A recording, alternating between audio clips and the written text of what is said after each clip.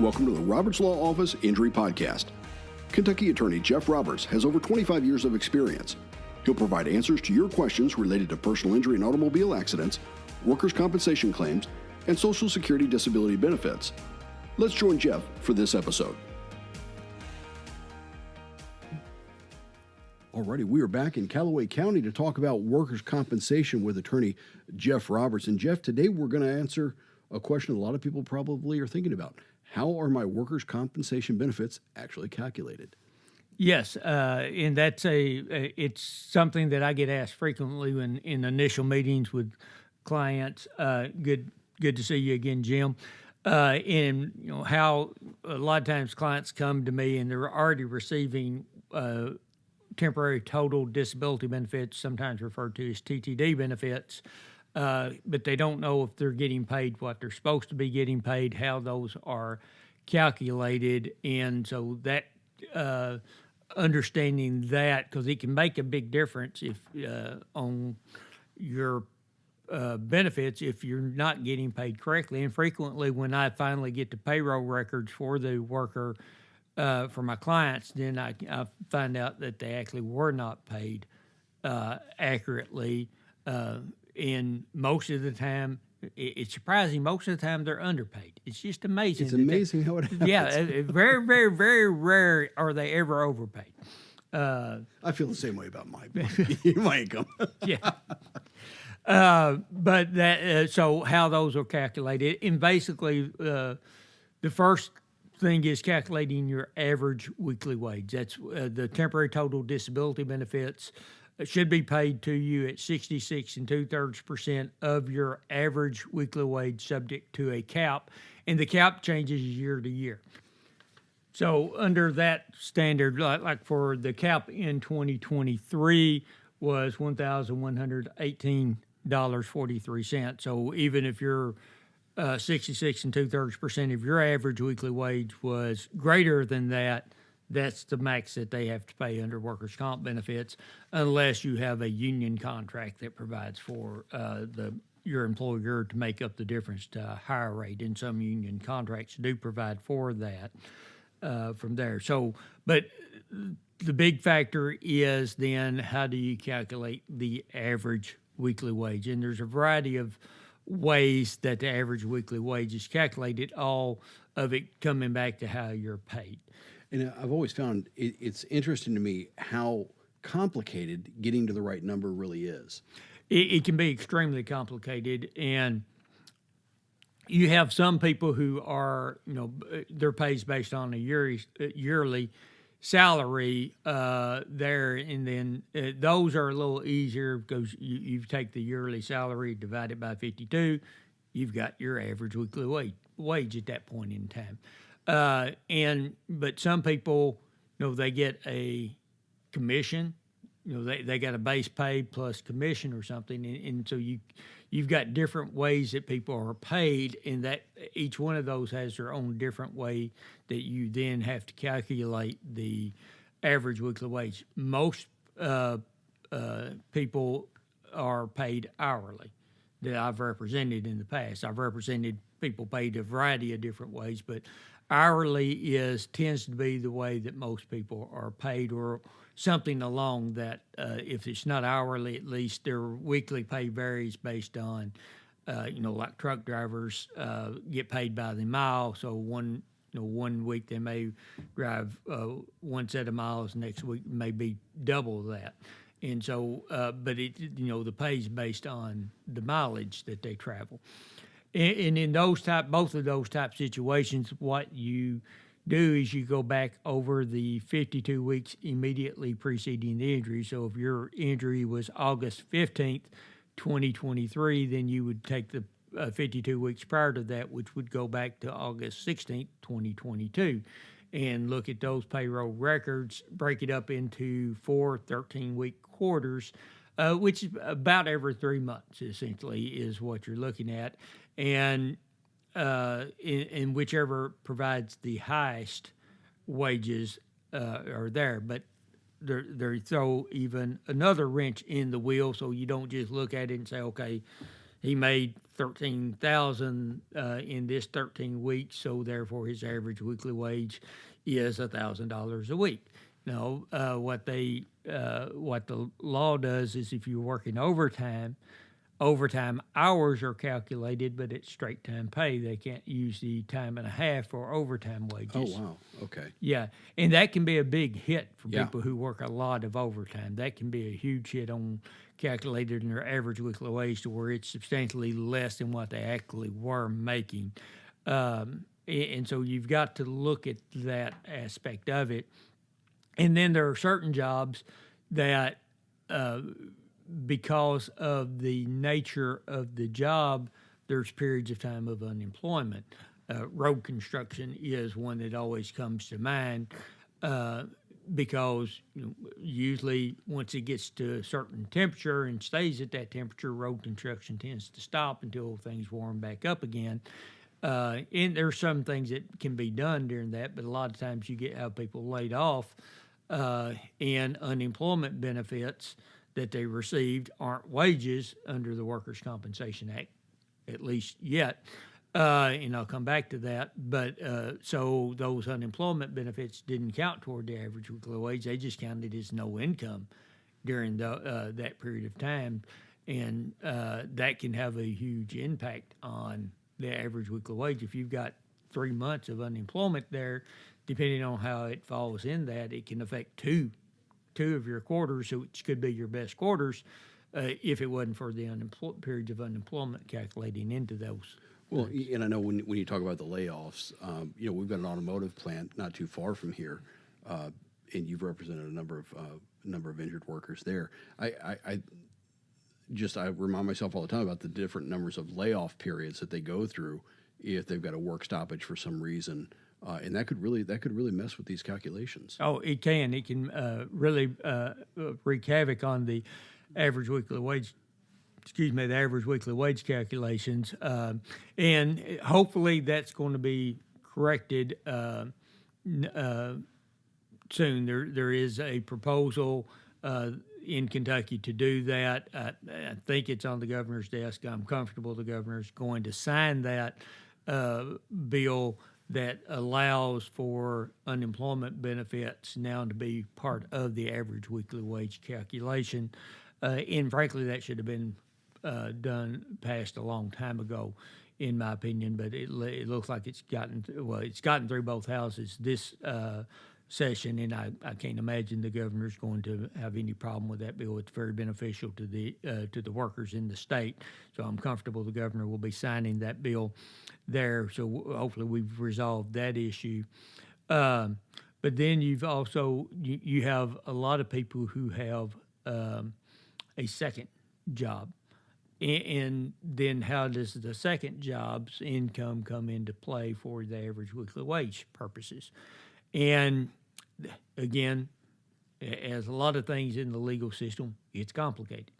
If you're working for yourself in a self-employment, so if you mow yards on the weekend, for instance, then that income doesn't count toward the average weekly wage because that's not income that would be covered under the Workers' Compensation Act because you're basically an independent contractor or self-employed in that setting, and so that income doesn't. But if your friend mows yards and hires you as his employee to help him mow yards and pays you to do that on the weekend, then that income's going to be covered because you're considered an employee of your friend at that point, and it would be covered under the workers' comp laws. So then that income would be added to what you earn from your primary job, or if you get hurt at your secondary job, your income from your primary job is added to the income from your secondary job to determine what your true average weekly wage is. So they're trying to look at the average weekly wage of that specific worker, not just a general average weekly wage for that occupation, but what this worker did. So, because you have, I've worked when I was going to Murray State, I worked at a factory, Briggs and Stratton here, and there were some of us that would work overtime anytime it was available to us, and there was others that hardly ever wanted to work overtime. If it was mandatory, they worked it. and complained about it the whole time, and then others that would try to work it all the time. And I know my dad worked at General Tire, and he knew people that he worked a lot of overtime and had friends that worked overtime every time it was offered.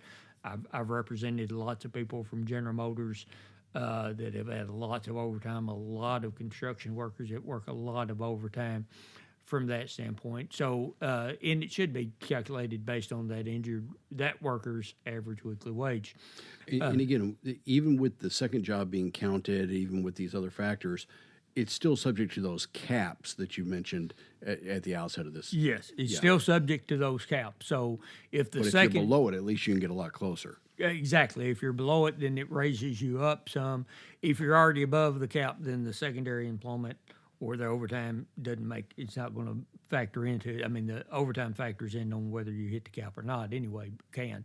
But yeah, if you're above the cap, once you're above the cap, anything additional we can add to it doesn't change it. The cap is the cap. Okay. From that standpoint. So, but that's what you've got to determine the average weekly wage. And there's other factors that come into play. If I've represented several people who were, in the process of being promoted. They were in the training period, assistant manager, trainee. That was, and their pay while they're in that training period is less than what it's going to be once they get trained and get into the field. So if you're in that situation where you are a trainee or you're a new hire and your pay is expected to increase, and you can establish that if you're during the trainee period you're paid $12 an hour, and then after that 45-day training period your pay is going to go up to $15 an hour, then we can use that to figure out to say, okay, this is the average weekly wage shouldn't be the 12, it should be based off $15 an hour instead of $12 an hour. And other problems that develop is sometimes people have not worked for that long for that employer.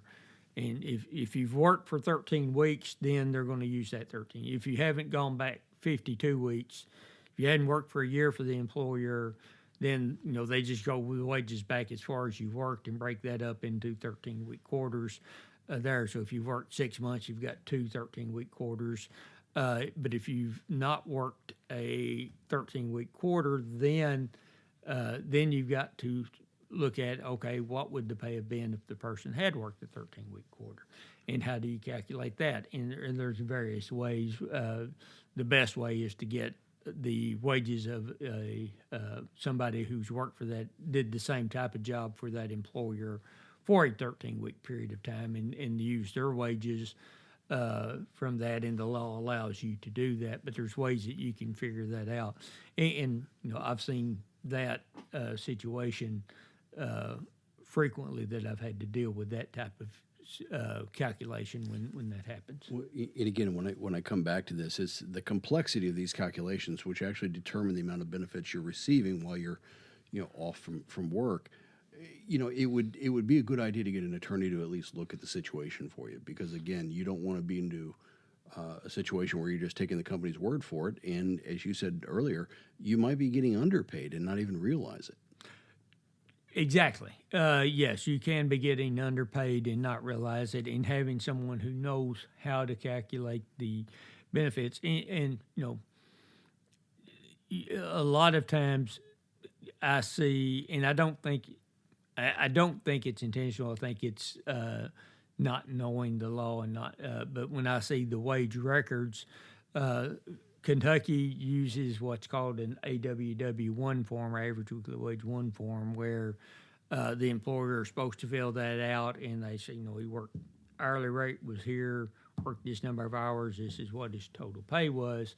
And one thing I see frequently is they exclude holiday pay, they exclude vacations, sick pay, which should not be excluded in there. So I always ask for not just that form, which is all they really want to provide, but the true wage records that show, he worked for 24 hours this week, but then he got 16 hours of holiday pay because it was Christmas or it was Thanksgiving or whatever. And all they're showing is the 24 hours worked, and they're not showing the 16 hours of holiday pay. And that 16 hours of holiday pay should be in there for a 40-hour week instead of a 24-hour week. And if somebody takes a week's vacation, they don't include that. Well, then you've got a zero period in there that should not be a zero period. Which really reduces, again, the amount of that calculation. That can reduce the amount of that calculation.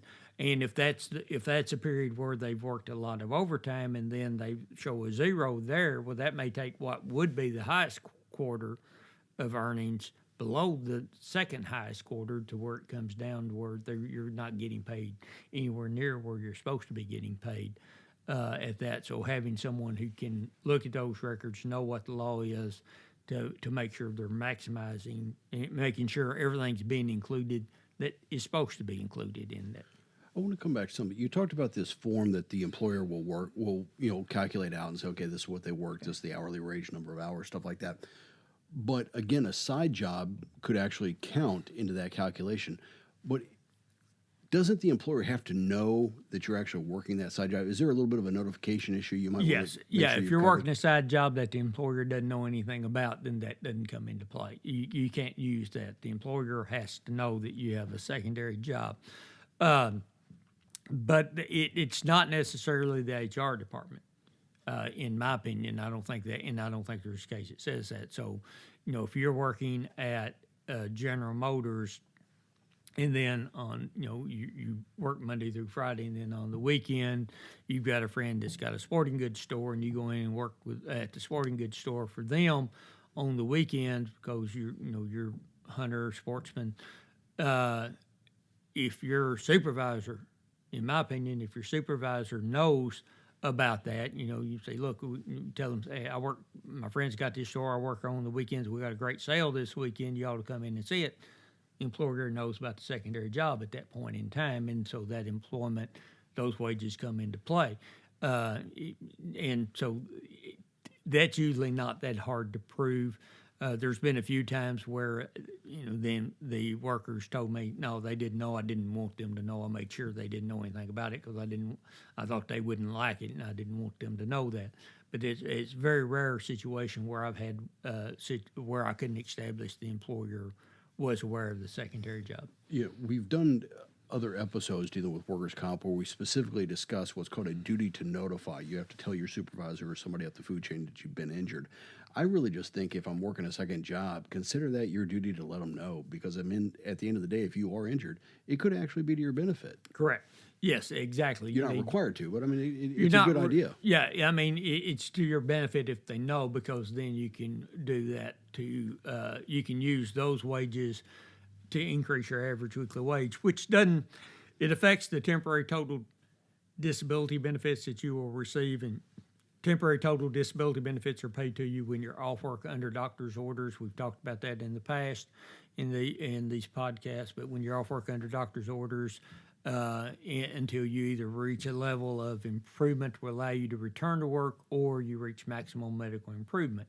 And frankly, that check is how you're paying your bills while you're off work and putting food on the table. But it also affects the permanent disability benefits there because those are based off of the average weekly wage and the temporary total disability rate as well. So that concurrent employment not only increases what you're receiving when you're off work completely, but even if you're able to go back to work and do the job to some extent, but you still have some permanent disability, then the amount you receive in permanent disability benefits increases because of that concurrent employment. That's right, and those are the not just the temporary total increase in temporary total disability benefits, but the increase in permanent partial disability benefits is one of the significant reasons you want to get that average weekly wage as high as possible. Absolutely. Now, you just mentioned something that I remember we've talked about it before, but I want to bring it out in this episode as well. You mentioned that you get the temporary total disability, TTD payments, while you're off work under doctor's orders. So doctor says, hey, you can't go back to work yet. We're still, you need to heal up or maybe you need to go with some physical therapy or whatever. a lot of people think, hey, I'm getting paid, so I must be getting workers' comp, so I don't really need to file a claim. That's not actually true, right? Well, you don't. Depends on how the way you worded it. It's true. You don't, as long as you're getting paid the workers' comp check, you don't have to file the claim forms. But it doesn't mean you don't need to go talk to an attorney to make sure Right. you're getting paid correctly. And I think that's where people mistake. They figure, hey, I'm good to go, but there's a statute of limitations here, and if you don't file that claim in time, once that TTD period runs out, they can say, hey, we're done. Yeah. No. Well, once the statute of limitations runs out, correct. But the statute of limitations is told by the TTD payments. Okay. Okay. Yeah. Yeah. So the statute of limitations, if for listeners who do not know what that is, statute of limitations, the law says you have a certain deadline to file the claim in, and pretty much every type of claim has a statute of limitations. Statute of limtations in Kentucky for a workers' compensation claim is 2 years from the date of injury or the last payment of temporary total disability benefits. So as long as you're getting the temporary total disability benefits, you will have 2 years from those stopping. Okay. Now, one confusing part is sometimes some employers will have a salary continuation, so you're not really receiving temporary total disability benefits, you're receiving salary continuation. Those payments do not extend the statute of limitations. And if you're getting paid under the laws of another state, if you have an employer who's based in multiple states and they're paying you under Tennessee law instead of Kentucky law, that doesn't extend it. So that's a reason why you want to come in to see an attorney and talk to an attorney to make sure about those things. But as long as you're truly receiving Kentucky temporary total disability benefits, statute of limitations is not going to expire on you until those stop, and then you period of time after that from there. But I think your point was because you're receiving that does not necessarily mean you shouldn't go talk to an attorney. Good idea to talk to an attorney because first off, they may not be paying you correctly. And while I can correct that on the back end and get you paid those benefits, if you're getting paid, if you should be getting $600 a week and you're getting paid $500 a week, that can make a difference on whether you're able to make all your monthly payments that you have set up. And eventually, I've had clients who've let insurance lapse on their cars or something of that nature, or couldn't make the payments on credit cards, etc., and had problems from that. And while we can correct it later on, we can't go back and undo things that may have occurred because you missed payments on something. Absolutely. So again, it doesn't cost anything to call. We've talked about contingency fees in previous episodes. And again, it doesn't cost anybody anything to call you up or to actually hire you because you get paid at the end of the case. So it's not like you're paying out of pocket, right? Exactly. The way I work on a workers' compensation claim is on a contingency fee basis that I get paid at the end of the case when I am successful. It's a percentage of the recovery. It's set by the statute. I don't have control over the fees percentages from that standpoint, but it's if we are successful at the end of the case, when you put money in your pockets, when I put money in my pocket, and as I've said before, I also advance all the litigation expenses. Those are contingent upon recovery as well. So you're not out anything until the end of the case. When I'm giving you money is when I get paid my attorney fee and get reimbursed my expenses. If we aren't successful in the case, then you don't owe me an attorney fee. You don't owe me reimbursement of expenses either. That's a very rare occurrence, but occasionally things don't turn out the way we plan on it. But if you pursue a case and we're not successful, I don't penalize you for that. If I take the hit in that situation. Jeff, if somebody's listening to this and realizes, you know what, I do need to speak to an attorney. I do need to speak to Jeff Roberts. What's the best way for them to get a hold of you?